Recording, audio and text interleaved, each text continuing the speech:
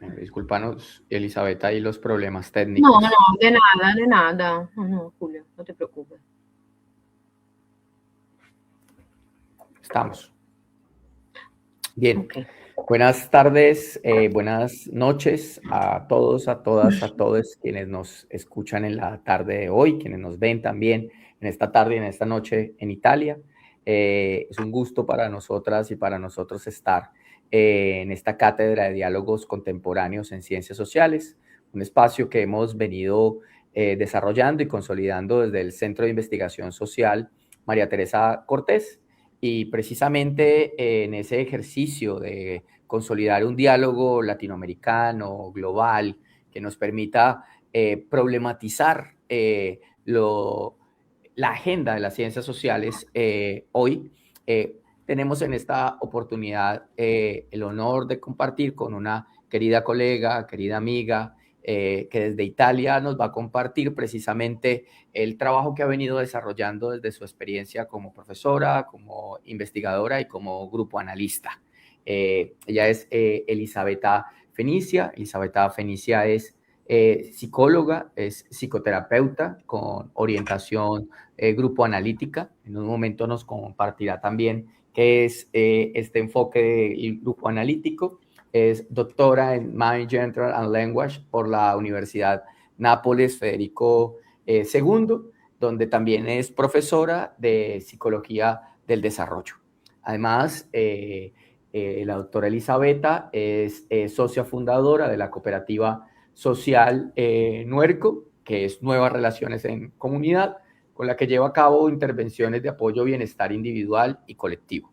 Y además es tutora de la Escuela de Especialización en Psicoterapia de Grupo del Instituto Terapéutico Romano, ¿no? Que es precisamente allí donde trabajó su tesis de especialización, particularmente sobre el conflicto palestino-israelí. Y es de ese conflicto palestino-israelí donde se deriva también lo que ella nos va a compartir en esta tarde, noche de hoy. Agradecerte, Elisabetta, tu tiempo, tu saber. Sabemos que es muy tarde en este momento en Italia, pero agradecemos muchísimo que desde este sur, con el sur de donde tú estás, podamos generar este diálogo. Bienvenida a esta cátedra de diálogos contemporáneos en ciencias sociales. Muchas gracias y sí, buenas tardes y buenas noches a todas y todos. Y es verdad que aquí es muy tarde, pero estoy muy contenta y muy emocionada de poder estar aquí. Y gracias al profesor Jaime por haberme invitado a impartir esta conferencia en este espacio que me ha narrado y que creo es tan valioso. Y gracias a ustedes por su participación. Voy a compartir el esquema. Ok. Bueno, Julio, si me puede decir si todo se ve bien.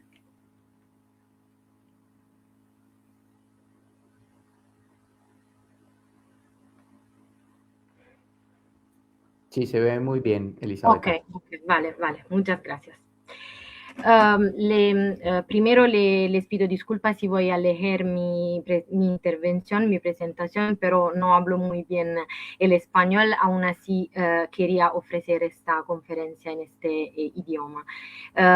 Hoy veremos juntas y juntos un fragmento, como decía el profesor Jaime, de mi tesis de especialización en psicoterapia de grupo, una tesis en la que propuse una lectura grupo analítica del genocidio palestino y en la que en consecuencia exploré temáticas vinculadas al colonialismo.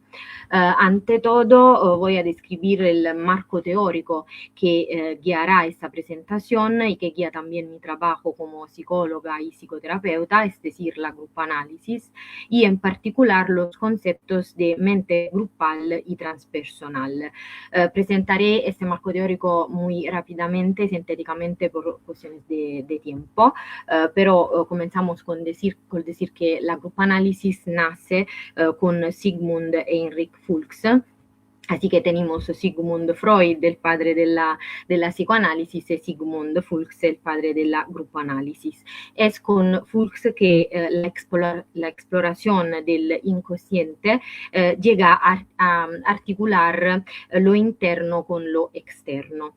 Desde la perspectiva grupoanalítica, la mente individual es intrínsecamente grupal, porque toda relación horizontal y vertical funda la experiencia psíquica en una matriz entendida como la red de todos los procesos individuales, el punto en el cual estos se encuentran, se comunican e interactúan. La matriz es como una suerte de inconsciente grupal en el que, sin embargo, los contenidos inconscientes no son solo de naturaleza instintiva, instintual, sino también antropológica y cultural. Fuchs habla a este respecto de lo transpersonal, término con el que describe una dimensión invisible pero constitutiva de nuestras identidades. Los contenidos que forman el transpersonal atraviesan a la persona sin que ésta pueda reconocerlos como hechos propios.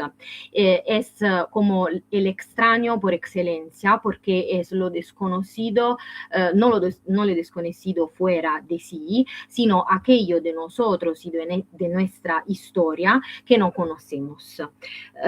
Una de las dimensiones de lo transpersonal, además de la biológica, etnoantropológica, institucional, etc., es también la política. Los sistemas políticos, en efecto, deben entenderse como verdaderos contenedores relacionales capaces de favorecer o impedir el desarrollo psíquico de los sujetos que los habitan, influyendo profundamente en los procesos de construcción de la identidad. Y en este punto hago una digresión sobre esos procesos de construcción de la identidad en una perspectiva grupoanalítica. Diego Napolitani, psiquiatra y pionero de la grupoanálisis italiana, subraya que a lo largo de nuestro desarrollo utilizamos procesos de identificación para hacer que el mundo externo sea cada vez más íntimamente interno y para construir a partir de nuestra adolescencia nuestra identidad. Obedecemos a las enseñanzas de nuestros padres para apropiarnos de signos y sentidos que nos orienten en nuestra relación con el mundo, y desobedecemos para distanciarnos de ese saber, de esas modalidades heredadas, y abrirnos a la posibilidad de construir otras propias. Escribe Napolitani que toda cultura identifica significantes para significar el sistema general de la vida, sin embargo, debe dejar posibilidades identificatorias con significantes no saturados para permitir pensar lo nuevo del mundo. De hecho, cuando no logramos transgredir estas matrices, cuando las narrativas que heredamos sobre nosotros mismos y sobre el mundo que nos rodea están saturadas, podemos encontrarnos con psicopatología, entendida aquí como la incapacidad de reconcebirnos frente a un mundo que nos ha concebido. ¿Por qué esta digresión?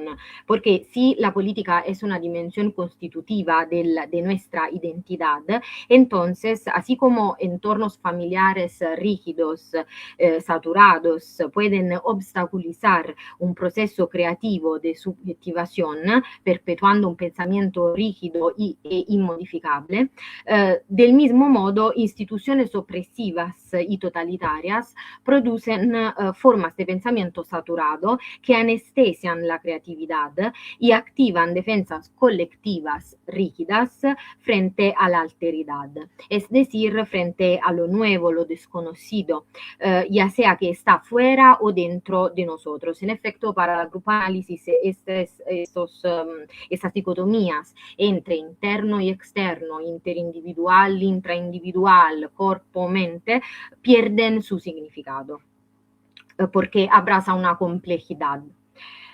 Una vez aclarado este marco teórico, pasemos a leer a través de la grupo análisis fenómenos como el racismo y la alterización y el silenciamiento. El racismo, ante todo, es descrito por Dick Blackwell, grupo analista inglés, como un conjunto de creencias, supuestos, actitudes y prácticas que fermentan en el interior y nacen de una relación de desigualdad. En efecto, la historia de la humanidad nos enseña que en condiciones de dificultades y de escasez, los individuos tienden a crear alianzas para poder obtener una ventaja. Para crear esas alianzas se procurará construir un terreno común, identificando dimensiones de semejanza con algunos otros, pero también de diferencia respecto de otros que deberán ser excluidos. Esta dinámica conducirá fácil y comprensiblemente a la formación de grupos en competencia entre sí.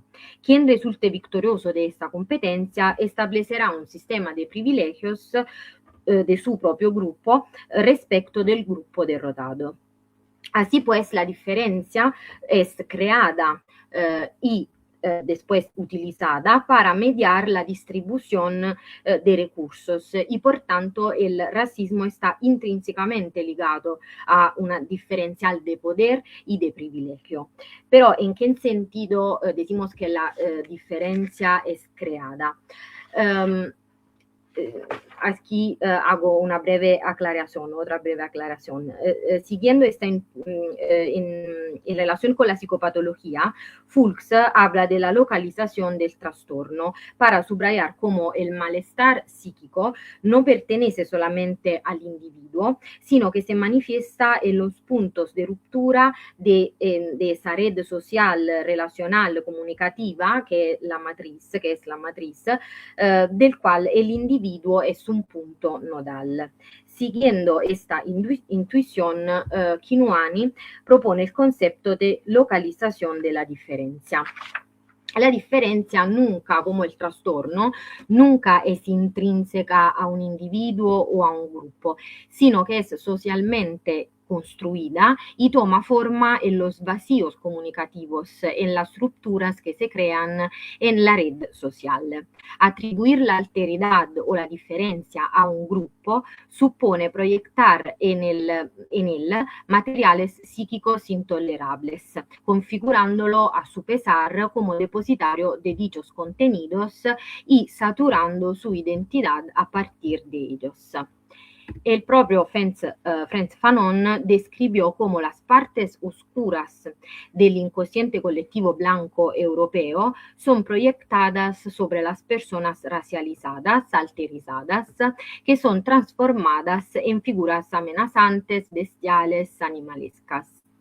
Estas categorías, que son fundamentalmente vacías y no encuentran defensas para nuestra mente, son luego instrumentalizadas con fines políticos. Llegamos así a comprender cómo el racismo ha funcionado como fundamento ideológico del colonialismo, que además de ser material e histórico, es también psíquico. Blackwell, que trabaja desde hace más de 20 años con víctimas de tortura y de violencia organizada, describe la sociedad occidental y europea como fundamentalmente racista y colonialista. feminista y subraya cómo el colonialismo no es solo un acontecimiento del pasado, sino una estructura todavía viva, una realidad psíquica y social que sobrevive incluso cuando sus estructuras políticas han desaparecido formalmente. De hecho, los efectos psicológicos y simbólicos de la dominación persisten en los lenguajes, en las instituciones y en las relaciones. Las empresas coloniales se han basado en una narrativa de los occidentales blancos como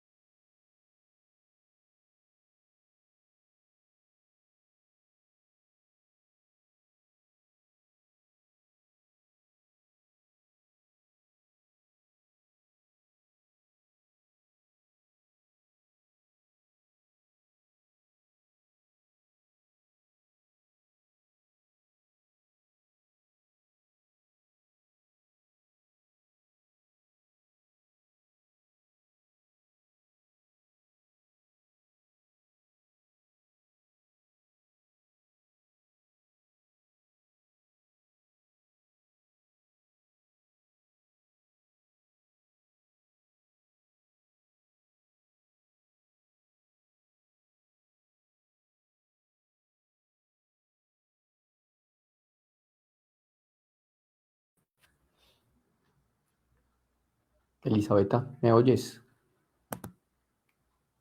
Elisabetta, ¿me oyes allí? Es que se fue en una parte el sonido y no te alcanzamos a escuchar.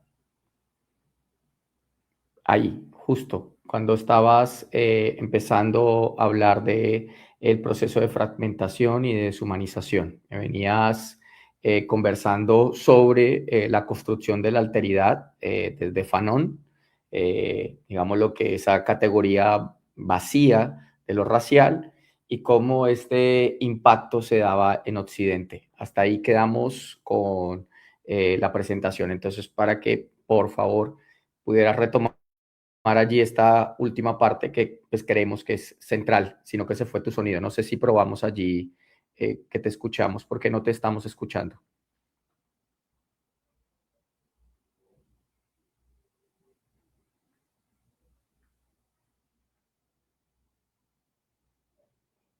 No, no te escuchamos.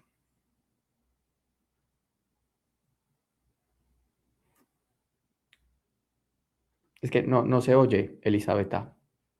No se oye. Tu sonido parece que no se escucha, no se oye. Parece que hubieras desactivado el sonido.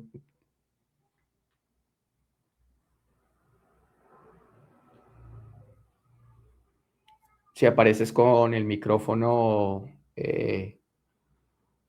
apagado.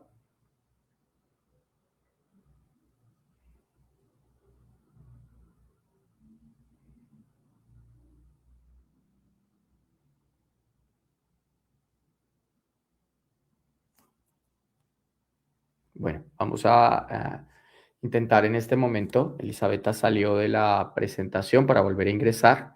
Me parecen importantes varios puntos que ella acaba de conversar, ¿no? El primero, el cómo nos sitúa en torno a esta dimensión de la psicología clínica, que es el grupo análisis o el análisis grupal, ¿no?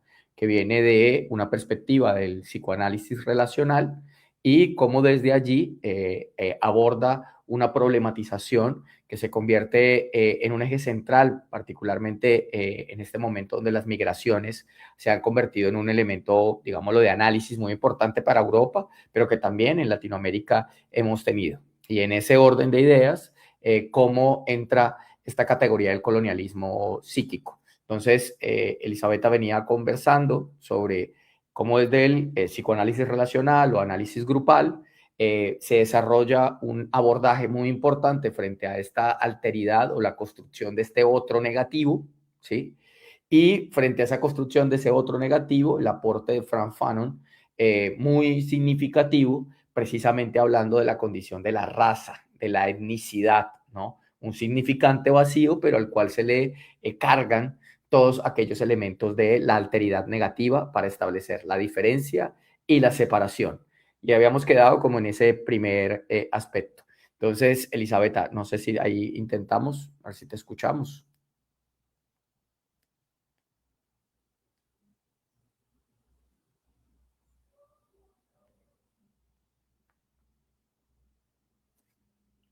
Intenta ahí decirnos algo, a ver si te escuchamos, que no te escuchamos todavía.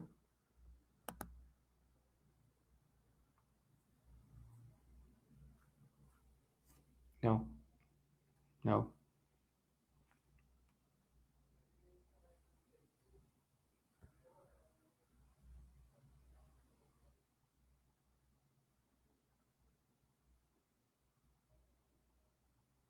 No.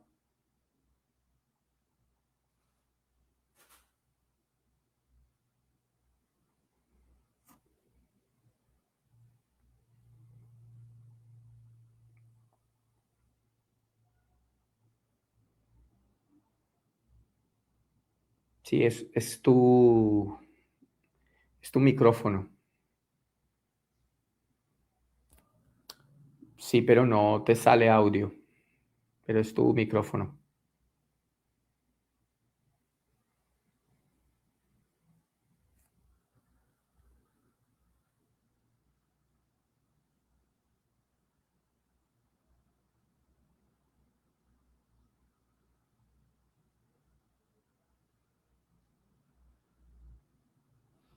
Intenta hablar, ahí, no.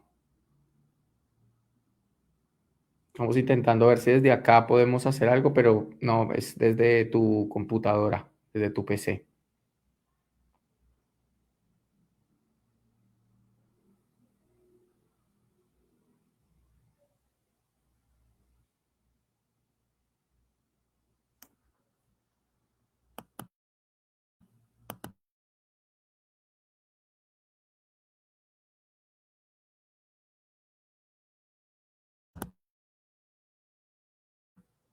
Vamos a intentar de nuevo mientras Elisabetta puede ingresar.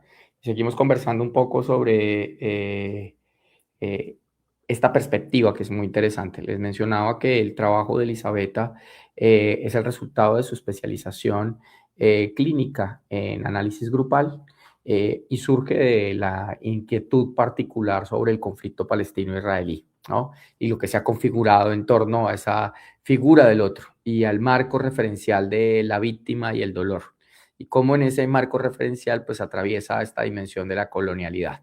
De allí la importancia de un autor que es, digámoslo, aún muy marginado de las ciencias sociales y de la psicología, que es Frantz Fanon, que precisamente en Pieles Negras, Máscaras Blancas, introduce lo que va a ser parte de esta categoría del colonialismo psíquico, ¿no? Y es Frantz Fanon quien nos va a plantear cómo precisamente esa forma de colonialismo psíquico se inocula en nuestras formas de sentir, pensar, hacer, ¿no? Y nos lleva a esa construcción de esa alteridad negativa. Bueno, Elisabetta, no sé si allí intentamos. No, no, no, no sabemos qué sucedió allí, fallas técnicas. Hoy hemos tenido, le agradecemos a la audiencia que hoy nos está escuchando. hemos tenido múltiples fallas técnicas desde el inicio de la conectividad. Tuvimos allí, aquí también nos aparece que funciona el micrófono, pero no sabemos por qué no está saliendo el sonido, la entrada. Entonces, bueno, vamos a hacer un último intento allí.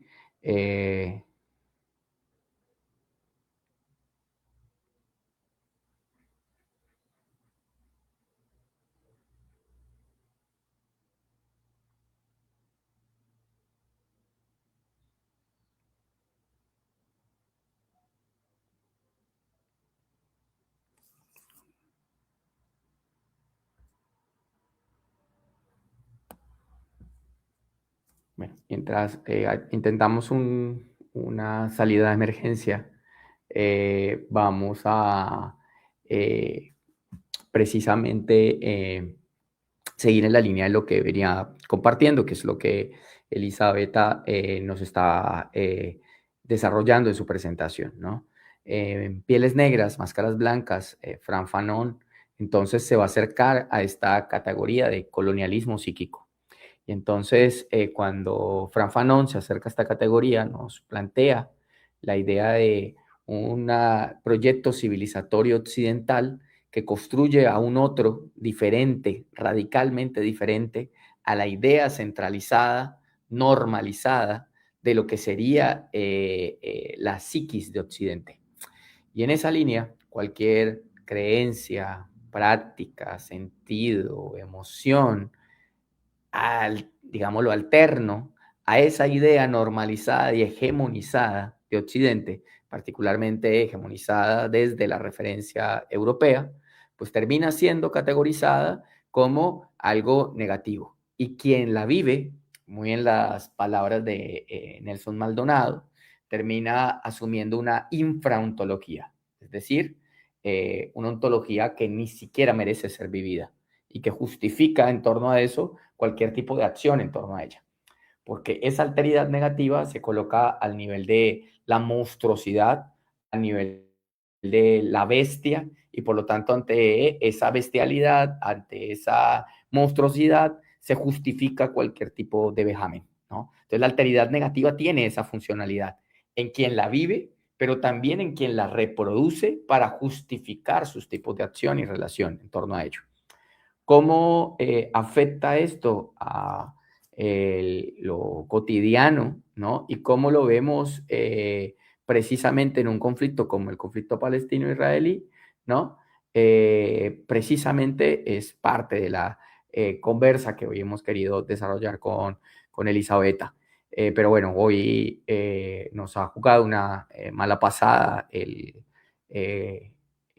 las redes, ¿no? Primero los permisos en Facebook no funcionaron y bueno, ahora el audio tampoco, así que agradecemos a quienes han estado allí pacientes al espacio y bueno, miraremos si podemos resolverlo, igual también teniendo en cuenta el horario italiano en este momento, pues podríamos dar un cierre y pensarnos una reprogramación.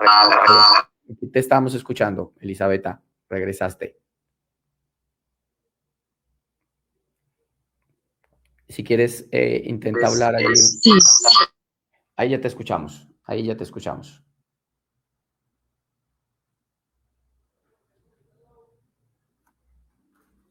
Y hablo desde el móvil, si me se escucha. Sí, ahí ya te escuchamos, ahí te escuchamos desde el móvil precisamente. Perfecto, perfecto. Y disculpe, no sé qué va a pasar, pero lo resolvemos así. Y Julio, ¿me puede repetir dónde llegaste a escucharme?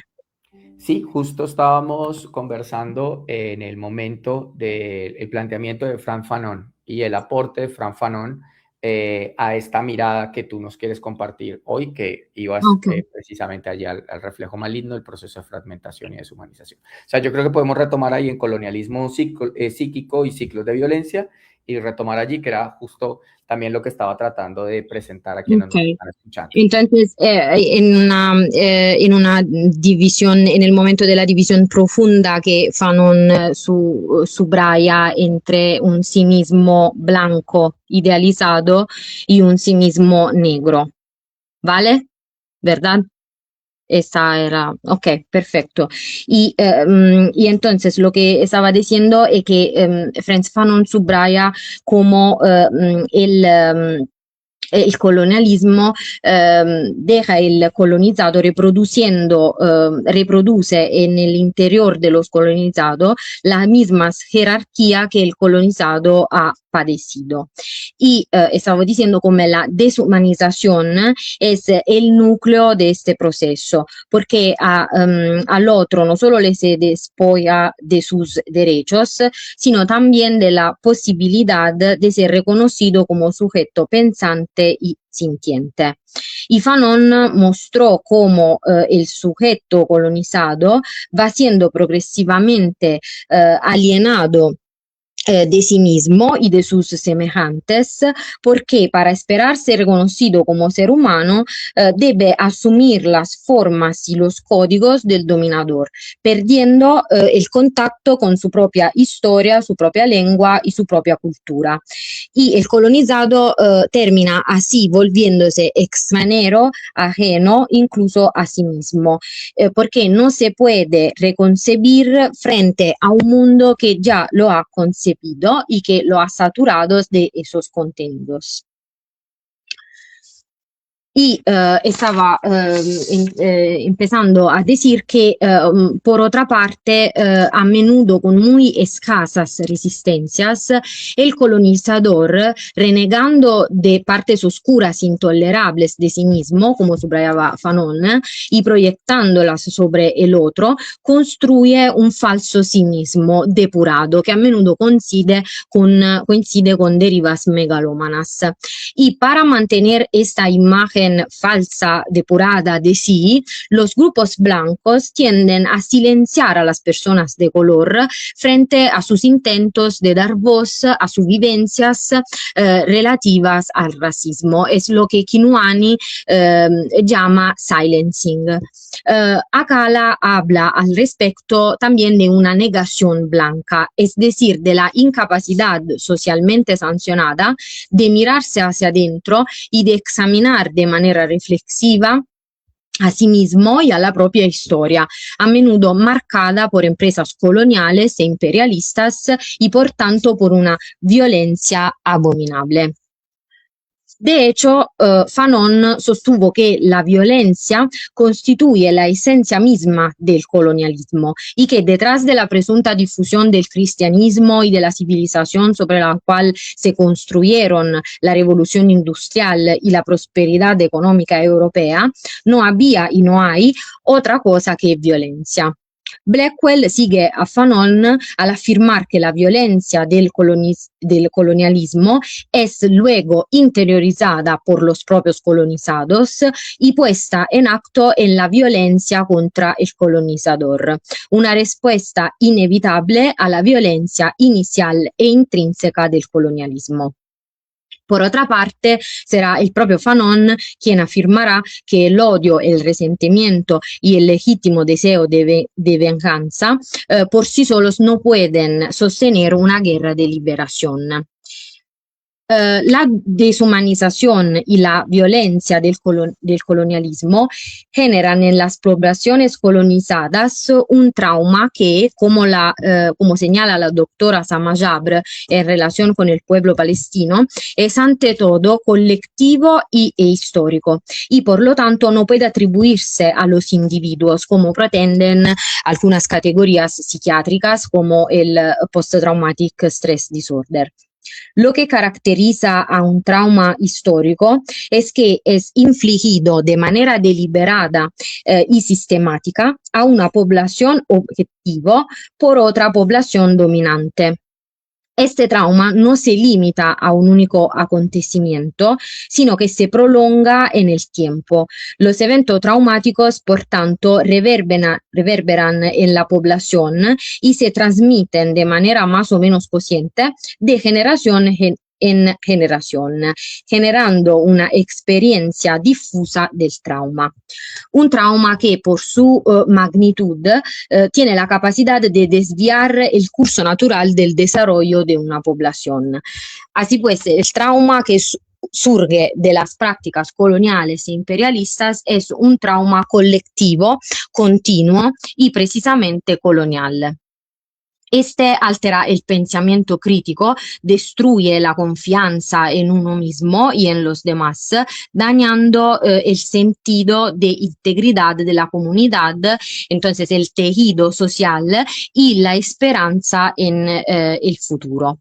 Es lo que antes describimos como una configuración política saturada que al no dejar espacio para una narrativa auténtica de sí, conduce a la psicopatología.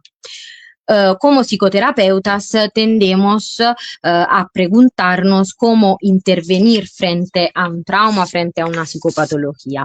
Si bien podríamos abrir un debate ya solo en torno a qué lo significa intervenir, tratar, sanar en psicología, todavía la doctora Sama Jabr nos orienta al señalar la importancia de reconocer los determinantes sociales y políticos de la salud mental y al señalar la solidaridad y la justicia como factores terapéuticos para las poblaciones colonizadas, y junto con un elemento fundamental, el derecho a la resistencia y a la autodeterminación.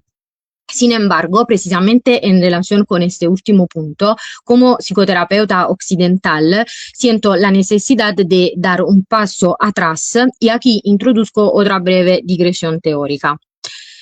La matriz del soldado es utilizada por Friedman, un grupo analista y ex militar israelí, para describir una matriz saturada y específica que caracteriza el pensamiento de las sociedades y de sus individuos en situaciones de guerra o de amenaza de guerra, en las que cualquier sentimiento de empatía hacia el otro queda anulado y se activan en cambio ansiedades, odio y se crea una verdad vacía que pueda condensar aún más las emociones. Por ejemplo, la tierra palestina es tierra de nadie, los palestinos son todos terroristas y animales. En esta matriz, en esta red, cualquier nodo y por tanto cualquier miembro de la sociedad es potencialmente un soldado psíquico y los militares o los grupos armados son aquellos a quienes la sociedad delega la función de actuar la violencia. En la matriz del soldado, cada individuo se identifica con roles rígidos, obedece normas autoritarias y totalitarias que excluyen cualquier intercambio dialógico y creativo. Pero ¿por qué hablar aquí de la matriz del soldado? La matriz del soldado de Friedman primero hace referencia a contextos de guerra, mientras que incluso en términos jurídicos es peligroso hacer coincidir la violencia y la dominación colonial con la guerra, como también ha subrayado Francesca Albanese en relación con la situación palestina. Sin embargo, considero que este marco teórico conserva de todos modos su relevancia. De hecho, esta teorización permite focalizarse en cómo y en qué medida las propias sociedades civiles pueden estar imbuidas de valores y actitudes militares o coloniales y en el impacto de la sociedad civil sobre las acciones de los militares.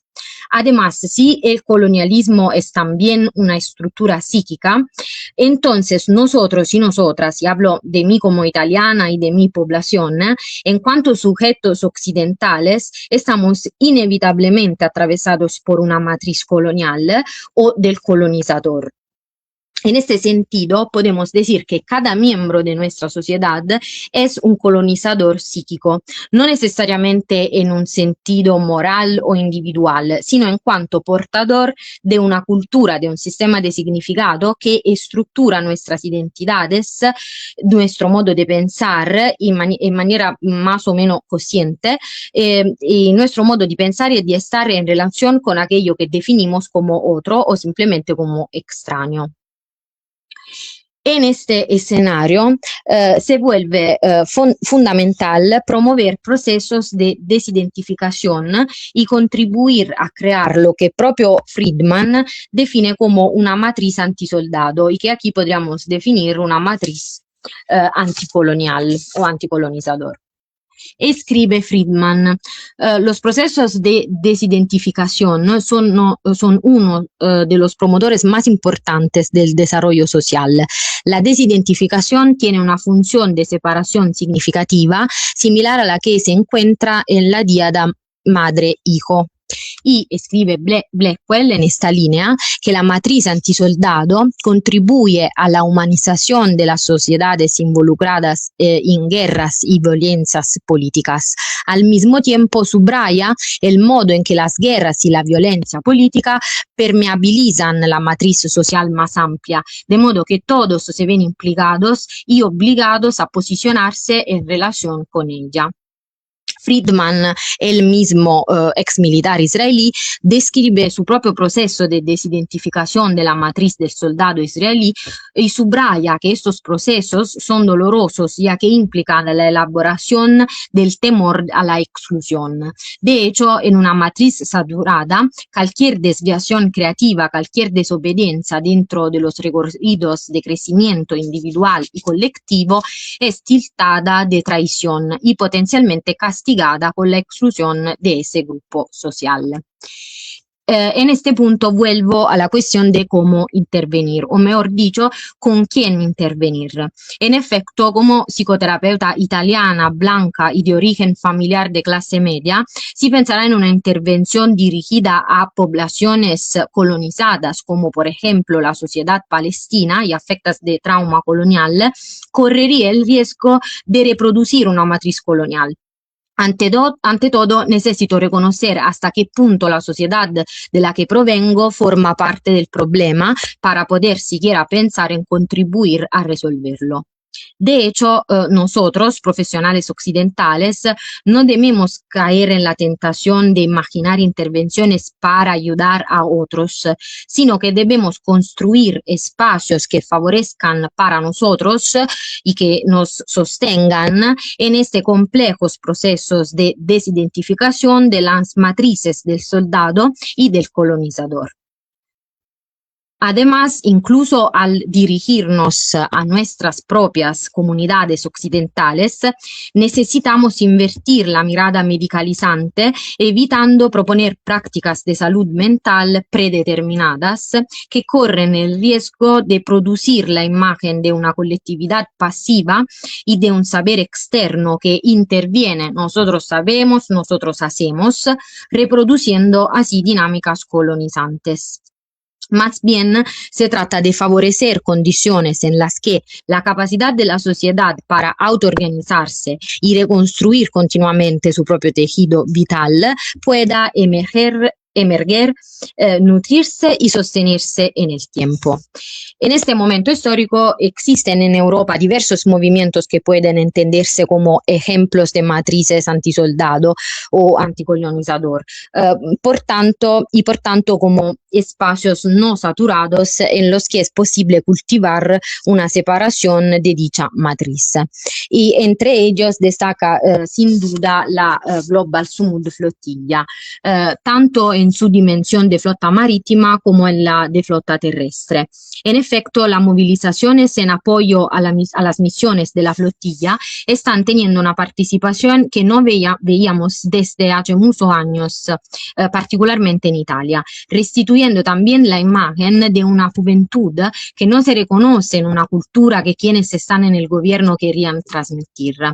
Cientos de miles de jóvenes italianos parecen haber respondido al llamado de un cuti a los jóvenes europeos, a lo llamado de Free Europe, no limitándose a corear Free Palestine en las plazas, sino exigiendo que el gobierno italiano responda por sus propias acciones y que la presidenta Meloni dimita. Estos movimientos funcionan como verdaderos dispositivos terapéuticos colectivos, puesto que vuelven a poner en circulación el reflejamiento, el activismo, la solidaridad, la justicia social y desplazan el baricentro del ayudar a alguien más hacia la transformación del campo que produce ese daño. Sin embargo, para que estos procesos no se extingan, es necesario acompañarlos con espacios de palabras estables y reflexivos, capaces de integrar el trabajo emocional e inconsciente con el trabajo político, de modo que estos procesos de desidentificación se vuelvan más profundos y conscientes. En consecuencia, considero que sería interesante instituir espacios grupales de diálogo reflexivos sobre temáticas como el racismo, el colonialismo, en primer lugar para los propios psicoterapeutas, con el fin de trabajar reflexivamente sobre sí mismos y al mismo tiempo para la comunidad de referencia. Por ejemplo, en el territorio en el que trabajo con mi cooperativa Nureco, que en napolitano significa nudo, no resulta difícil observar una especie de guerra entre pobres. En efecto, personas provenientes de periferias caracterizadas por fuertes condiciones de marginalidad y pobreza socioeconómica y sociocultural tienden a identificar en las personas migrantes a sus enemigos, proyectando sobre ellas aquellas partes de sí mismas que resultan intolerables, las partes excluidas, marginadas, estigmatizadas de la propia sociedad, depurando así su propio yo. Estas son dinámicas que he estado observando recientemente y que me llevan a pensar cada vez más en la necesidad de instituir espacios grupales y en cualquier caso no pretendo tener una respuesta de intervención predeterminada, al contrario me interesaría también poder abrir este punto a la discusión con ustedes. Concludo con un ejemplo, una sugestión metodológica. Friedman en relación y con a su trabajo entre el International Dialogue Initiative con el intento de favorecer procesos de desidentificación de la matriz del soldado, conduce grupos de diálogo sobre conflictos, por ejemplo, entre israelíes, judíos y palestinos. Y no estoy segura de que esa denominación me convenza de grupos de diálogo sobre el conflicto, ni tampoco de que me convenza la idea de que deban existir necesariamente dos partes en conflicto, porque la grupoanálisis nos enseña que es más complejo, no podemos reducir a una dinámica de coppia. Pero sin embargo resulta muy interesante el trabajo que desarrolla Friedman a través de lo que denomina el modelo sándwich.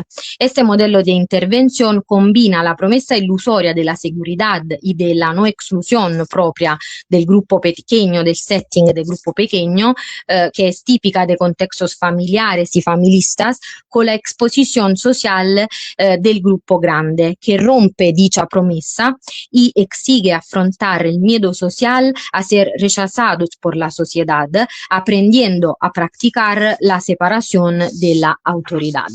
Para concluir, creo, o quizá quiero creer, que es precisamente en estos espacios, por cuanto frágiles, complejos, pero necesarios, donde todavía podemos intentar juntas y juntos seguir siendo humanos. Y he completado. Muchas gracias por su atención y espero que me haya escuchado. Esta vez sí, te escuchamos, Okay. Elisabetta. Muchas gracias a ti también. Bueno, ofrecerte también disculpas a ti por estas dificultades técnicas que tuvimos al inicio y bueno, ya después también las que hemos tenido aquí en la transmisión. Agradecerles a quienes se conectaron, estuvieron en un momento, se volvieron a conectar. Bueno, igual esta grabación queda con el propósito de poder seguir abriendo un diálogo, ¿no? Elisabetta nos ha planteado varias líneas importantes, ¿no? La primera de ellas, la importancia de esta área clínica de intervención, que es el grupo análisis, que precisamente nos plantea el entendimiento del mundo más allá de la dicotomía a un mundo que es relacional y cómo esa dimensión relacional supera la condición específica de la psique y nos entiende la relación con los otros y con las otras, ¿no? Que es un elemento muy importante. Segundo eje clave que Elisabetta nos comparte aquí es precisamente la importancia de la categoría de colonialismo psíquico y cómo ese colonialismo psíquico se sustenta en una alteridad negativa que genera una mismidad asociada al colonizador o precisamente también una no mismidad en disputa con la idea hegemónica del colonizador y cómo precisamente poblaciones, grupos, personas, históricamente han sido ubicadas dentro de ese lugar de la alteridad negativa, generando unas afectaciones muy importantes en su psiquismo, pero además de ello, algo que menciona Elisabetta muy fuerte, entendiendo que también esta forma de colonialismo habita en cada uno y en cada una de las personas que están allí. Entonces, ¿cómo podríamos decirlo también? Se instala un deseo civilizatorio que termina siendo un deseo del colonizador, ¿no? El deseo del colonizador habita en un tipo de psicopolítica en nuestro psiquismo. Y el tercer, entonces, elemento que menciona allí Elisabetta es la importancia de esto que Friedman termina mencionando como también determinantes sociales y políticos de la salud, ¿no? Y entonces entender que la patología, ¿no?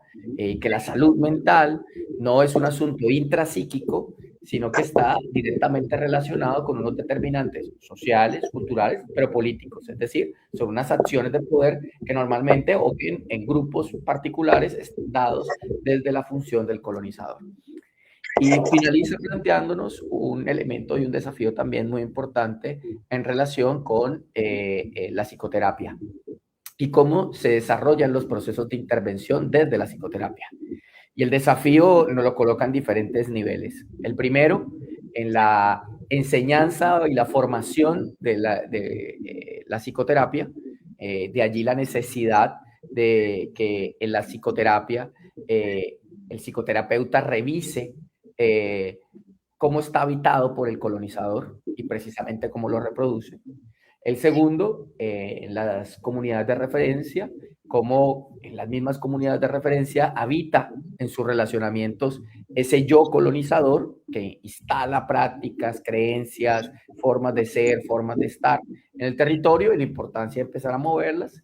Y lo tercero, entonces, cómo efectivamente las prácticas de intervención grupal reconocen estos elementos y nos permiten a nosotros repensarnos de una manera distinta, no como el enemigo o como el monstruo o como el bárbaro o como cuantas maneras que hemos tenido de nombrar a ese otro o a ese enemigo interno o externo que se construye, sino precisamente de reconocernos en la humanidad.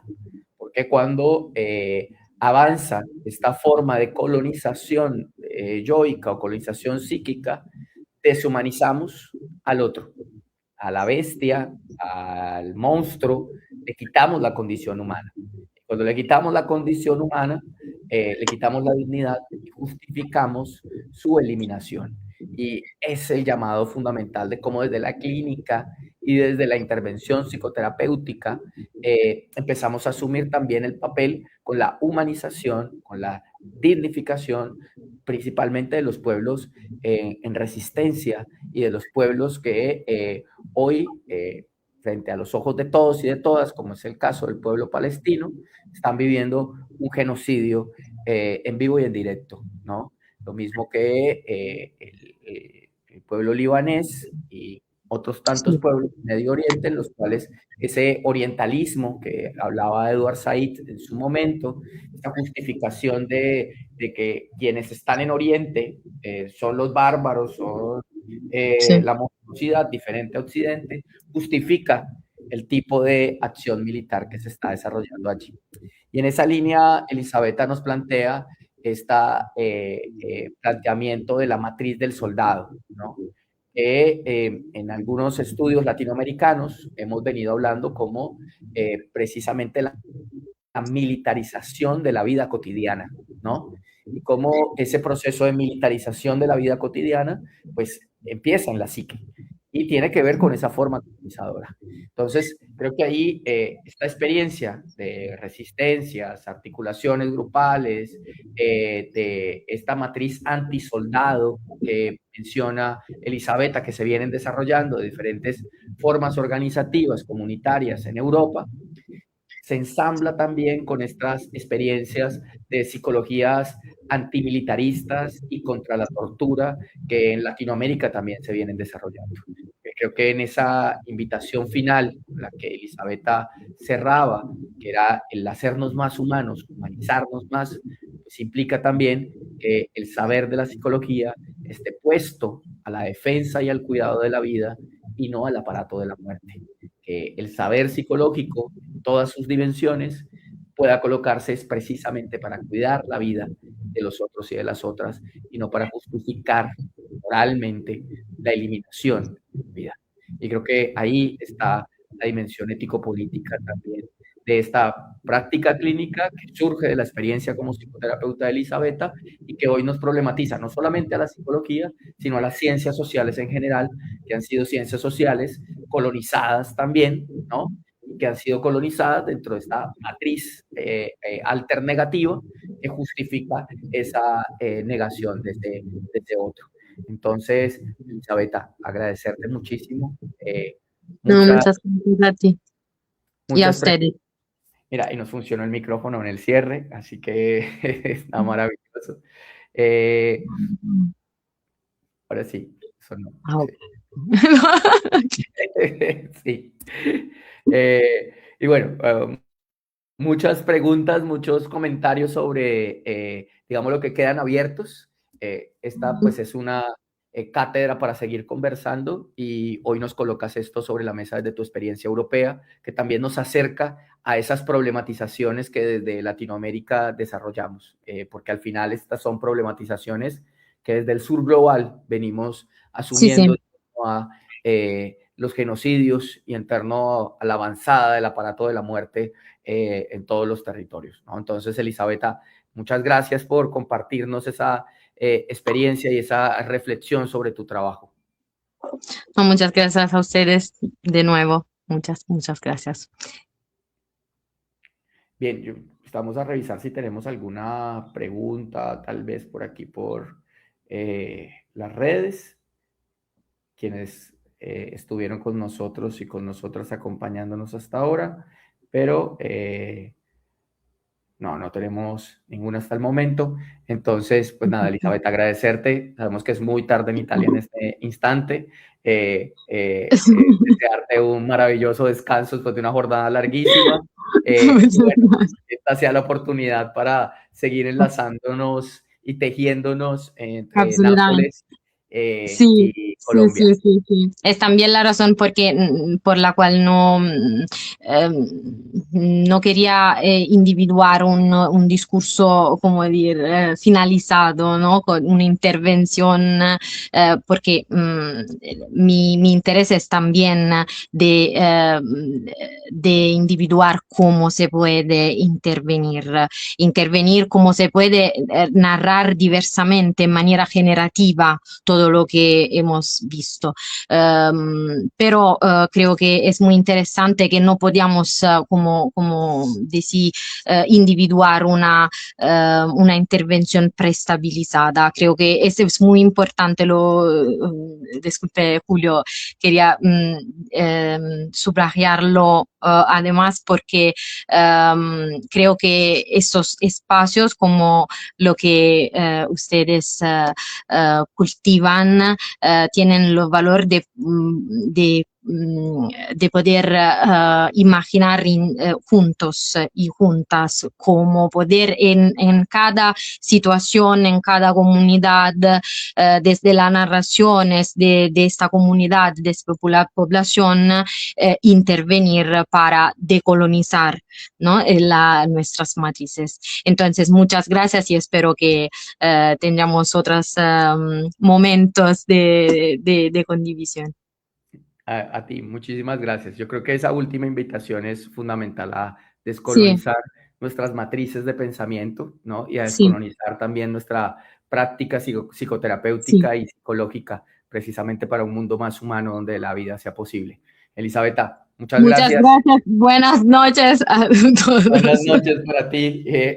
Feliz descanso. Chao, chao. Bye, bye. Chao, chao.